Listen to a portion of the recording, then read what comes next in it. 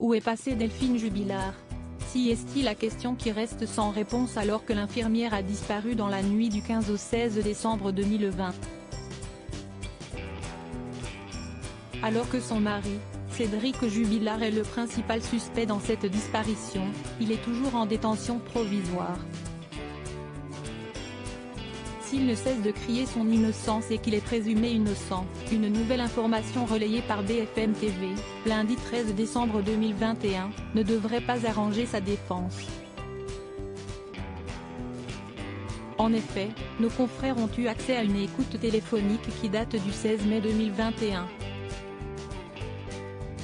Les enquêteurs avaient décidé de placer sur écoute la petite sœur de Cédric Jubilard, Enola. Les enquêteurs ont donc pu entendre un échange avec son frère, qui lui donne des conseils pour se défendre au lycée. Enola, de toi à moi, je suis le meurtrier parfait pour l'instant, n'oublie pas que j'ai commis le crime parfait. Si tu as besoin de conseils, lui aurait-il lancé. Lorsque Enola a été interrogée sur cette déclaration, un mois plus tard, elle aurait assuré ne pas se souvenir et aurait évoqué une rigolade, un délire entre elle et son frère. À de nombreuses reprises, le mari de la disparue a évoqué avec beaucoup de légèreté la mort de sa femme alors qu'on ignore toujours si elle est morte.